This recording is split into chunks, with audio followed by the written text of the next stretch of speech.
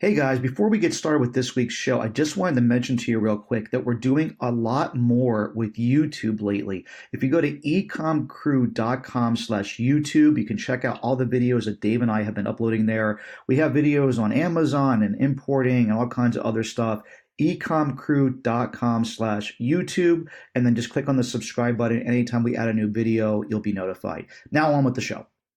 This is Mike, and welcome to episode number 147 of the EcomCrew podcast. You can go to ecomcrew.com/147 to get to the show notes for this episode.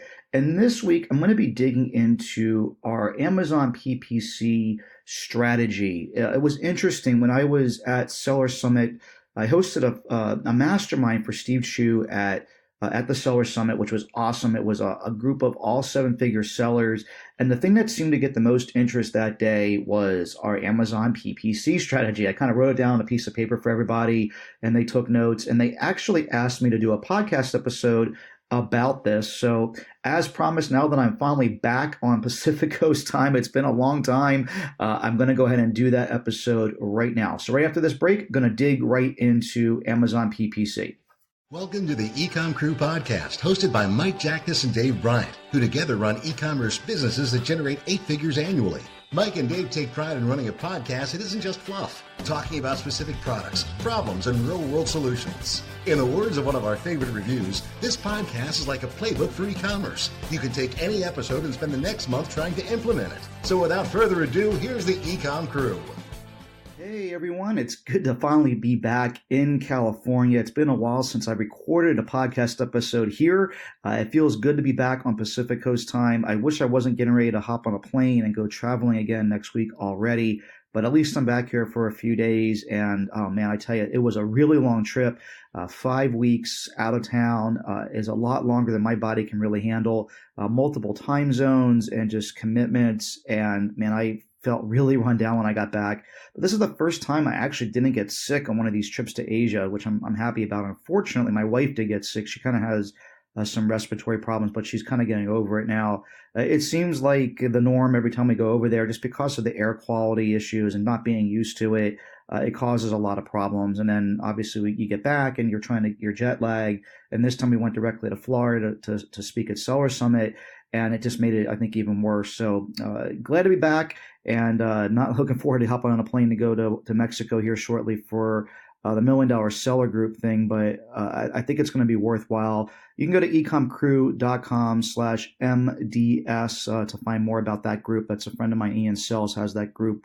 It's a Facebook group that does so much more than that. There's also in-person masterminds and strategies and weekly Zoom calls, and it's all $1 Million Amazon sellers. And a lot of these guys I know, and I'm looking forward to hanging out with them in Cancun. I just wish there was either a direct flight, or B, I could transport there and be there immediately. But enough about that. Let's get right into what we're here to talk about today, which is Amazon PPC. We've had a lot of different ways to go about doing this over the years, but we've really kind of settled on something that's working well for us. And it's really been because of the help of having Sellics, Sellics. If you want to support the podcast, you can go to ecomcrew.com/Sellics. Again, Sellics. And Sellics is a tool that does way more than PPC. It allows you to look at profitability on a per listing basis. So you can also track keywords and a bunch of other keyword research and things of that nature. It's a really great tool that we've been using for a very long time, but I don't know, maybe 4 to 6 months ago, they added in some automated PPC features, and it's really, really helped us with our Amazon PPC game.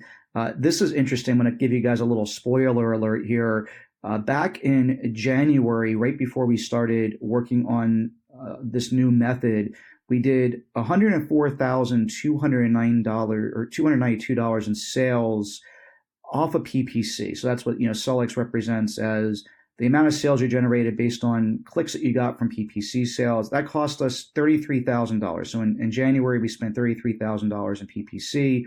And we actually had a net loss on PPC of $537, and our ACOS was 31.6%. And I'm not upset about that number. That's actually a number that we were pretty much targeting trying to always be targeting a break even with PPC. That's been our strategy, is to get as many sales as we can through PPC, not necessarily looking to generate profitability off of those sales, but be able to generate more sales, which then helps us rank higher, which helps us get more sales, which helps us rank higher, and so forth and so on with the Amazon flywheel thing. And it also helps defend you in PPC results as well from your competitors, which I think is important as well. But what we really started thinking about and looking at here was, obviously it'd be nice to be able to spend a little bit less money and have the same results, right? I mean, if you could spend less, but it gets to be really, really tedious when you're talking about a couple of hundred products that have, let's say, dozens of keywords per product, and you're trying to bid individually on every single one of those things and have a VA handle that. It gets way overwhelming. It's actually incredibly overwhelming, really, really quickly. Wholeheartedly, I could say it's a job that I couldn't do myself. I mean, it's so tedious, and then keeping track of what you've done there makes it even more tedious. Like, you raise the bid one week, and then having historical data, knowing whether or not that helped you or hurt you, again, gets incredibly tedious, and having to look at that on a week by week basis is really tough. But with the advent of Selix and some new structure that we put in with our PPC, in the last 30 days of doing this episode, which is in late May, our PPC sales were $103,684 with $24,964 in spend. So we actually turned a profit on PPC of $6,094, and our ACOS is now down to 24.1% and continuing to drop. So again, comparing numbers real quick just so you can have those in the top of your mind. $104,000 in sales versus $103,000 in sales, $33,000 in ad spend versus $25,000 in ad spend, and a minus $500 loss versus a $600 profit. That's a pretty big deal. That works out to something. If you look at $6,500 delta there, that's $75,000-ish a year and gain profit for us by just doing this method that we've done to do our PPC. And the thing that's really cool about it now is that what we're doing is simplistic enough that we can have a VA over in the Philippines manage all this for us. Her name is Lord. She does an amazing job for us, but she also has other things to do. So with this new method, she doesn't have to even really spend that much time overseeing it, and that's what's really key. So you're probably wondering what that method is. So it's hard to do this on a podcast. I'm going to go as slow as I can and explain it the best that I possibly can for you. And you might want to play this one back and take notes. And maybe we'll do a webinar on this in the future and show some things that we've done. I mentioned YouTube.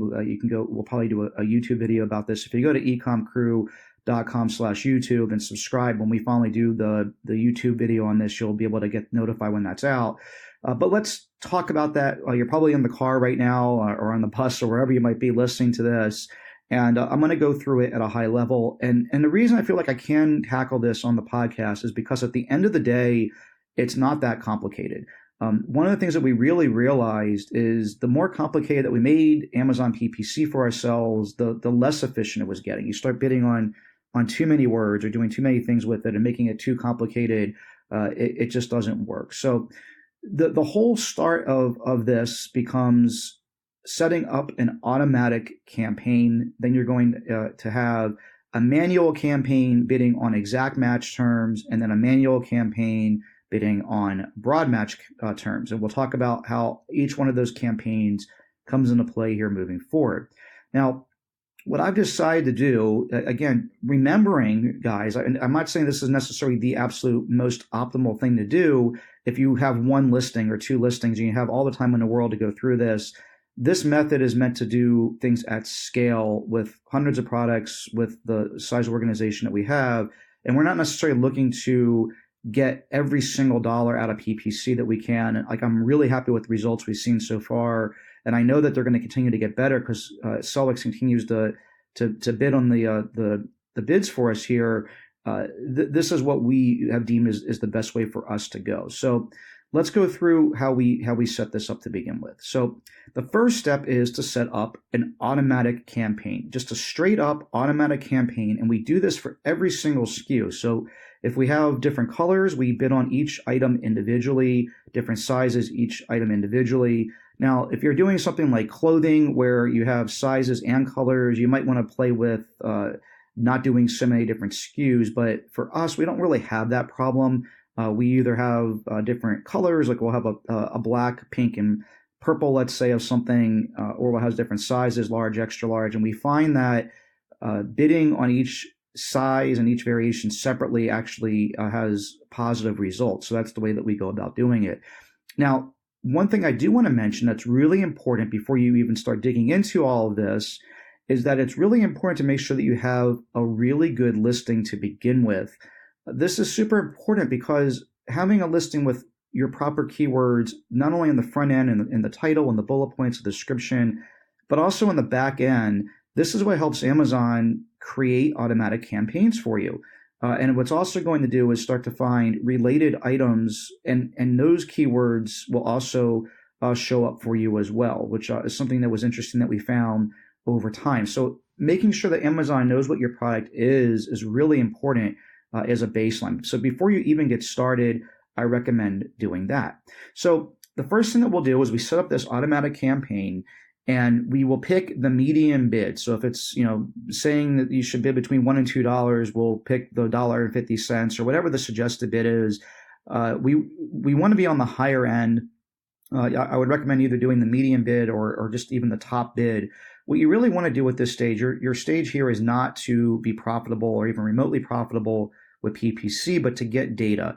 And your primary goal here is to get all of the keywords that show up in automatic campaigns and move them into manual campaigns. And your end result over time should be nothing but ASINs showing up in your automatic campaign. And what those ASINs are things that you're showing up under suggested products. So if you go to a product listing and you look at it and you see suggested products, they are suggested sponsored products related to this item, I think is exactly how it's worded. That's what that is. If you have an automatic campaign, that's where you show up. So automatic campaigns are incredibly vital because those listings there are very important. They actually convert quite well. And it's really important to make sure that you're showing up on those suggested items. And that's where automated campaigns come in place. So what you want to do is continuously move keywords out of the automated campaigns and into, like I said, into these manual campaigns. So the way that we do it is we wait between 6 and 8 weeks of running automatic campaigns at full blast. We set the budgets really high, usually at least at $100 a day. And if it starts to run out, we'll make it even higher, which is another quick point. You never want to limit your PPC ever based on budget. That is a fallacy. You want to have the budget basically set at $1 million per day, and you want to change what you're spending based on your bids. That's what's really important, and especially when it comes to manual campaigns. But obviously, when you're first getting started on automatic campaigns, you can really overspend. So you can definitely set a reasonable budget. But when you have your manual campaigns, you want to set the budget really high and then adjust your bids based on performance of those individual keywords. So 6 to 8 weeks of the automated campaign running, we want to get as much data as we possibly can during this stage. And what we'll do then is I have Laura go through this. Let's just say it's a new item at this point. I'll have her go through all of the terms that converted during that time period. So we go into Selix, and you can drill down in PPC and look at an automated campaign. It'll show you all of the keywords that have been searched that you've paid money for, and then you can sort it by sales. And we sort by sales here because we want to pull the things out that have at least one sale. I'll talk a little bit more about that here in a little bit. So anything that's generated at least one sale, we then do basically an A/B test on this. And the A/B test is, are we spending more or less than our break even on those sales? So let's just say our break even is 30% ACOS. If we've been paying about 50%, let's say ACOS, we're going to bid the minimum on those keywords when we go move them over to the automated campaigns. And then when we have keywords that are profitable, we're going to bid the suggested bid, the mean. So let's say we have keyword 1 in the automated campaign. It's generated some sales. I'm going to go over to our manual exact match campaign. I'm going to add keyword 1 to it, and I'm going to either bid the minimum suggested bid or the median suggested bid based on whether or not we were making money to this point on this keyword. And then I'm going to add keyword 1 as well to the broad match campaign. But on the broad campaign, there's a tab where you can do negative keywords. I'm going to negative exact out the term keyword 1 on the broad campaign. So just to reiterate, I'm going to add keyword 1 to the exact match manual campaign, set my bid, and then I'm going to go over to the broad match for keyword 1, make the same bid, add the same keyword, but I'm also going to go under the negative keywords for the broad match campaign and add keyword 1 to that. Now that might be confusing. You might be wondering why we do that, but on an exact match campaign, the only way that keyword 1 can show up is if someone literally types in keyword 1 into Amazon exactly like that. But if they type in blue keyword 1 or keyword 1 large, the broad match is going to have it pick it up because it's a broad match at that point.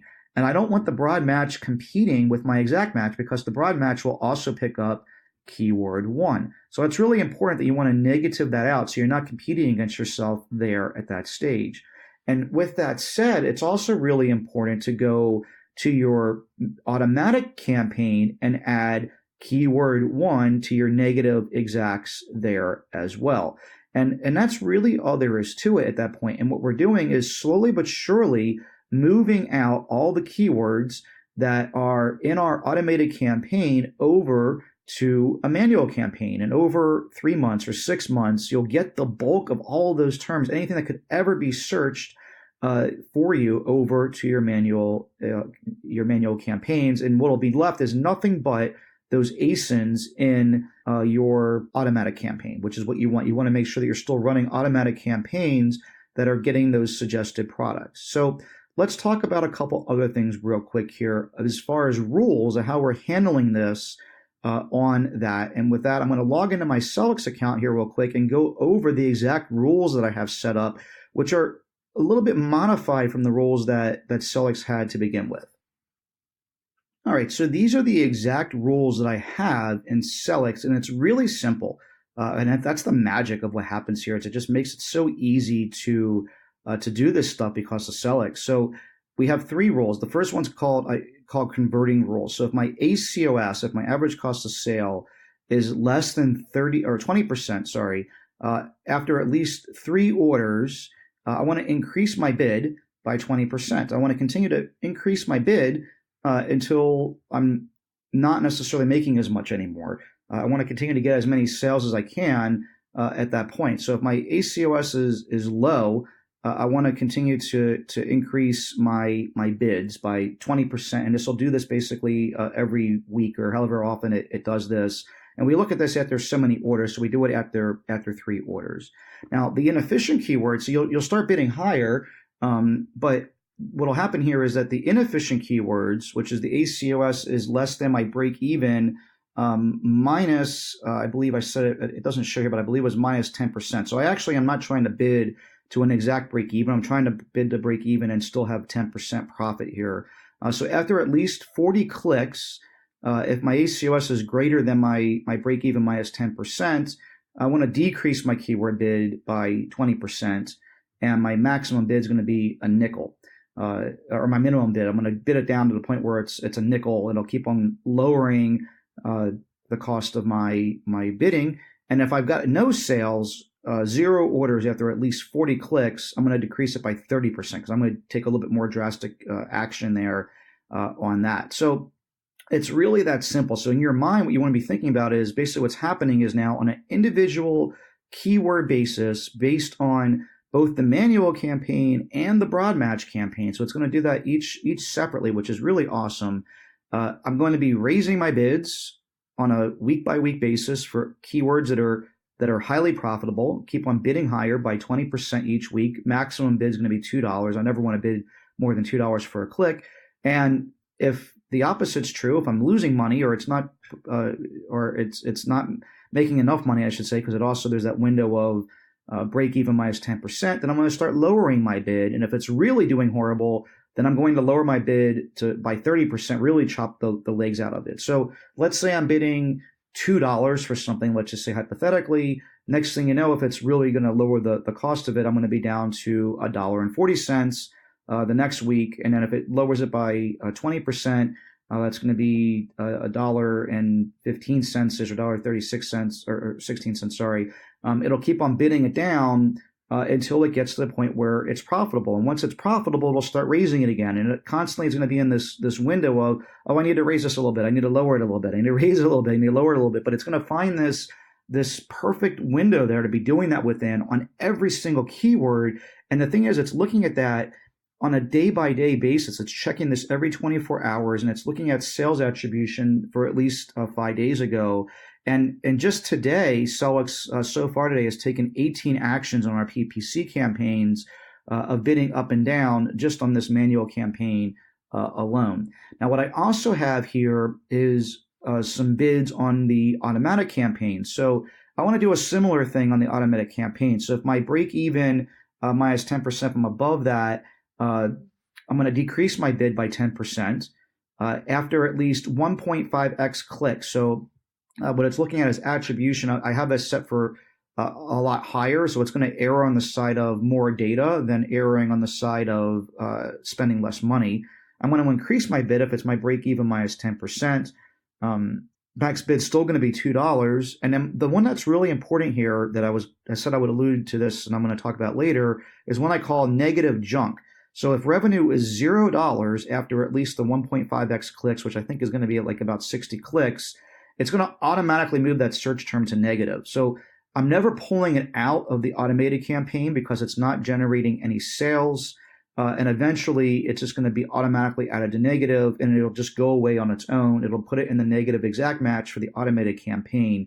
And this achieves our goal of getting all of our keywords eventually out of the automatic campaigns. And what's really cool now that we've been doing this for several months, I was just looking at this before recording this podcast, we have several campaigns now that are like basically perfectly optimized. There's nothing left in the automated campaigns. The only thing that's in there are the ASINs. And again, if you aren't running automatic campaigns, you're never going to get the suggested sponsored products, which is really, really important.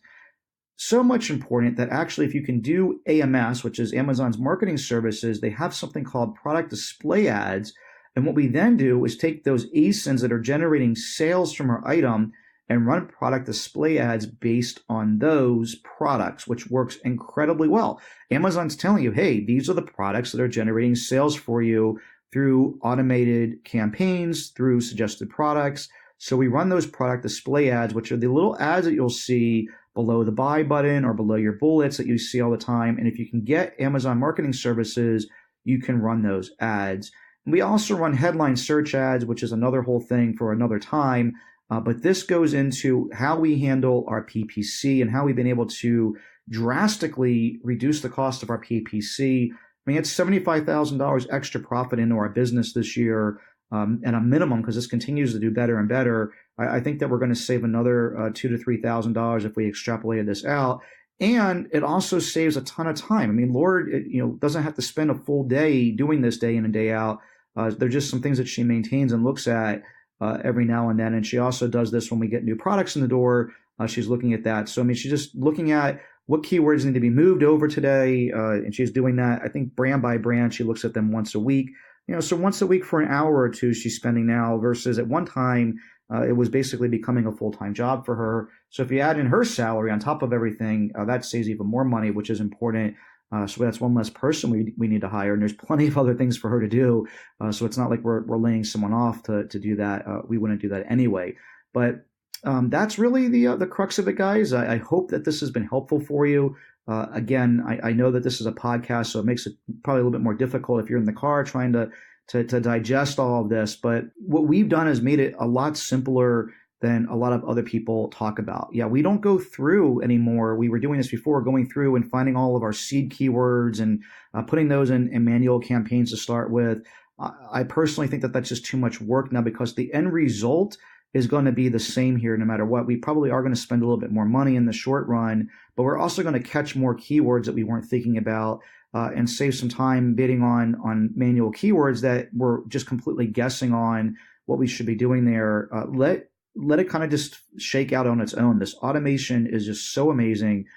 Bidding up and down on evaluating it every day. It's making changes multiple times a week for us. Again, like I said, there is on the manual campaign today, only there was 18 actions it took and 3 actions on the automated campaigns. That's 21 things that it did while no one was even looking at it. It's and in the last 30 days here, it was over 500 different changes that's made. I'm just looking at, I'm curious here. I clicked on this. So this keyword was a broad match, and it increased our bid from $1.54 to $1.85, and it did that. That was today. And then this one was another broad match campaign. This one's it's ineffective, so it went down from $1.60 to $1.28. This was another keyword here, a broad match, that it raised from $1.60 to $1.92, and it actually was the exact same keyword. One was the broad and one was the exact. So on the exact one, it was doing well, and then the broad, it was doing less well. Then there's another one here, just one last one I'll do. It went from 50 cents down to 40 cents. There's over 500 of these adjustments that happened automatically because of Sellics over this last month, which is just absolutely amazing. So again, EcomCrew.com/Sellics, SELLICS. They aren't a sponsor of the podcast. This is something that I've been using for a long time. I love their software, and that is an affiliate link. So if you want to support the podcast at no extra cost to you, just go to EcomCrew.com/Sellics to sign up. And with that, we're going to sign off for today and head into our closing. And that's a wrap. I hope you guys enjoyed episode number 147 of the EcomCrew podcast. Just as a reminder, you can go to EcomCrew.com/147. If you happen to have any questions out of this episode, we'd love to hear from you. Again, EcomCrew.com/147. And with that, that is the end of this episode for today, guys. Again, it's great being back in California and being able to bring new content to you from here. We got a lot more stuff in store for you over the next few months. Definitely looking forward to putting that stuff out. And until the next episode, everybody, happy selling, and we'll talk to you then. Thanks for listening to the EcomCrew podcast. Follow us on Facebook at facebook.com/EcomCrew for weekly live recordings of the EcomCrew podcast every Monday. And please do us a favor and leave an honest review on iTunes. It would really help us out. Again, thanks for listening. And until next week, happy selling.